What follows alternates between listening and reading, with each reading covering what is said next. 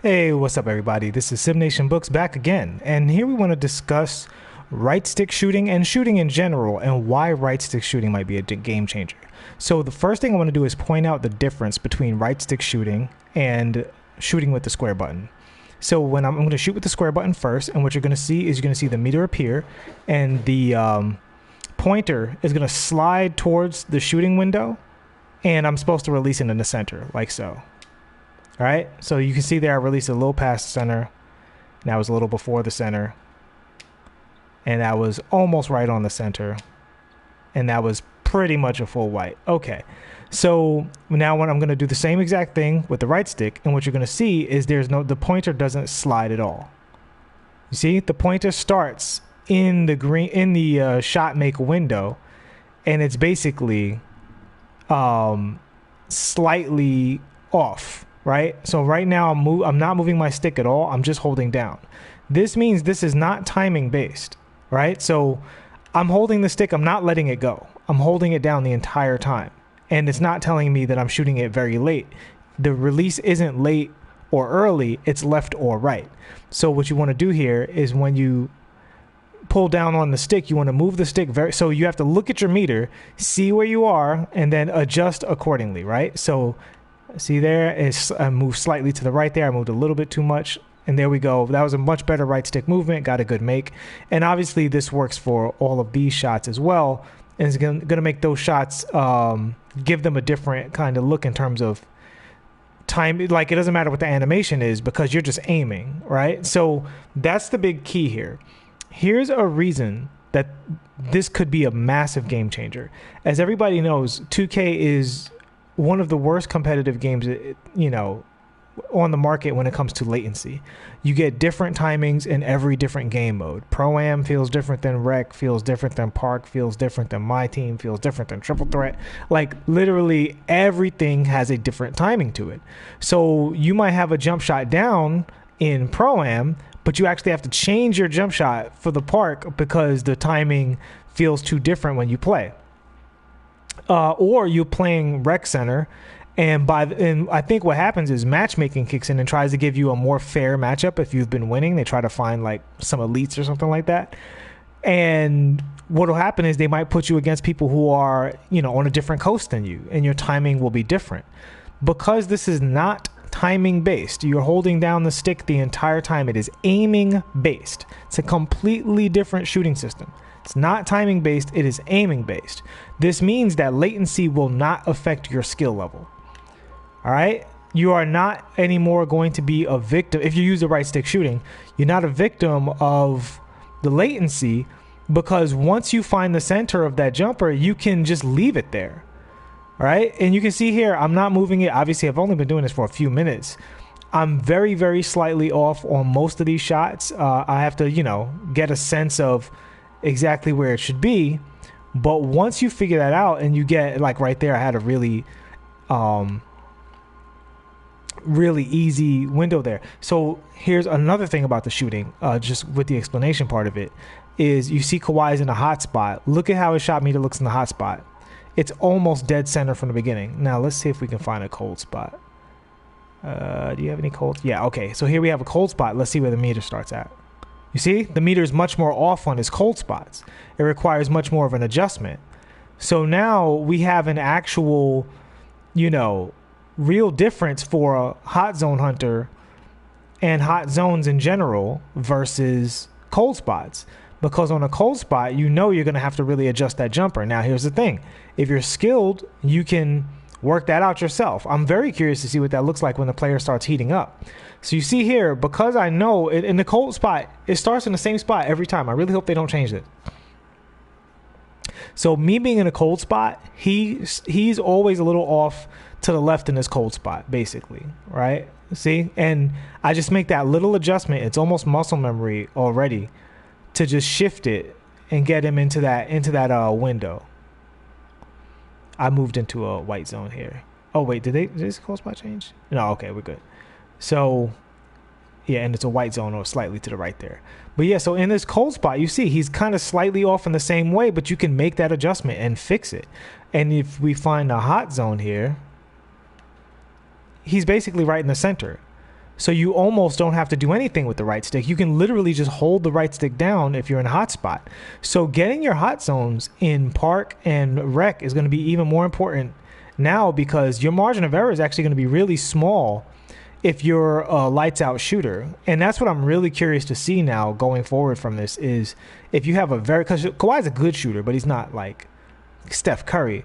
But characters who have those really, really high shot ratings, wide open shots are going to be really easy for those characters, most likely, because they don't even have to time their shot. And if they have hot zones and high ratings, the shot stick, the shot meter, or whatever, the shot pointer, is starting out from the very beginning off jump. And you see in the white zone, it might start slightly off to the left or the right. And you can see there, that was a really good adjustment, moved almost to the center. That was too much. And yeah, this is something you can definitely get used to, and I'm starting to get a feel for it. I'm going to say early impressions of this is I really like this shot meter a lot, because I hate having to take a couple of jump shots to know whether the court is laggy, whether the server is laggy, if I'm in, rec or something like that. Whereas now you aim for that center window and you're good to go. And this is probably going to be majorly impacted by shot ratings as well. So shot ratings, hot zones, and badges are probably going to adjust how this meter behaves, which is why I say early impressions. I'm a lab guy. I just like to come in here and see what's going on. You see that green on the leaner? That was beautiful. I adjusted and readjusted. And here's a situation where these long animations might actually be useful to you, because the longer the animation is, the more time you have to adjust to the shot. So I think this could be a really, really, really good change. I'm actually really excited for what this could mean going forward for the game. And yeah, give this, if you had a bad impression of the shot meter, you couldn't figure out why it was slightly off or whatever. Number one, it's not timing based, it's aiming based. It's completely different. Number two, your ratings and your hot zones affect where you start. If you're in a hot area or you have high ratings, you'll start closer to the center. And number three, when you're in a cold zone or you're off, from where you're supposed to be, that's when it'll require adjustment. So knowing what your hot zones and cold zones are going to influence what you're looking for in the shot meter. So it's not random, right? It's not like it's just randomly off to the left or to the right. Your hot zones and all of that stuff are affecting this, and your ratings are affecting this. And number four, for shot creator type shots, these long animations give you a lot of time to really see where that shot meter is. You see there, I adjusted and readjusted into the green window, which honestly feels kind of a little more like real life. You can see me getting used to it right here. So that, I'm going to look at the chat real quick, but that is my quick breakdown of that. Because it's not timing based, it's aiming based. You're not going to be as victimized by the servers. And all of that stuff. So I hope that was helpful for you guys.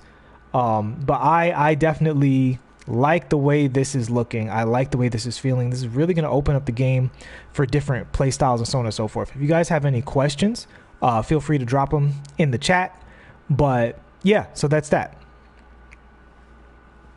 So let's see here. So Michael Franklin says, glad you're back. Thanks, Michael Franklin. I'm glad to be back, man. Glad to be back. So let's see here. What's up, Spac? Love to see you in the chat, buddy. Wavy greens, but for no meter people, we won't really feel the difference, do you reckon? Actually, no. Well, so the thing about no meter people is, if you use no meter, you still, everybody I know, even the best of shooters with 96, 99 rated 3-point shots, when they get on a server where it feels slow or laggy, their shot is off.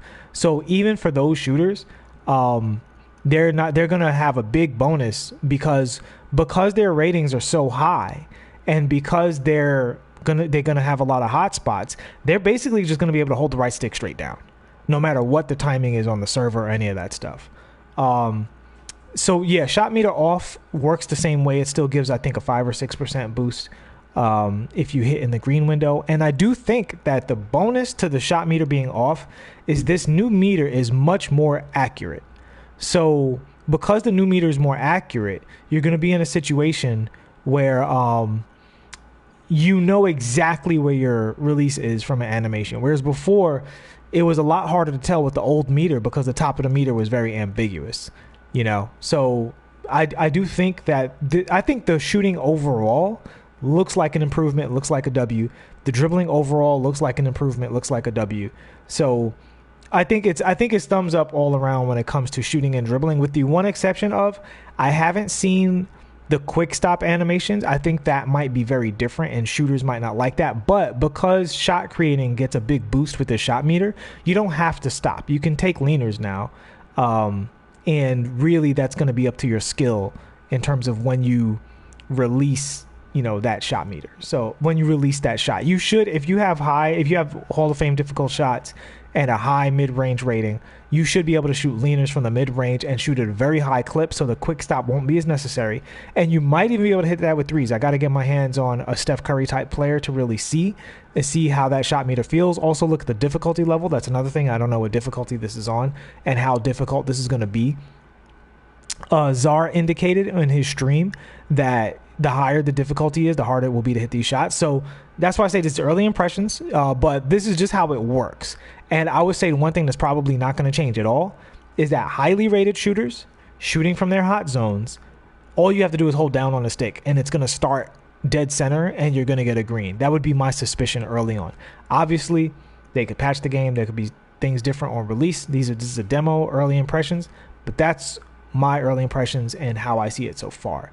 So thank you guys so much for watching. Please hit the like button, subscribe if you have not already, and I will see you all in the next one.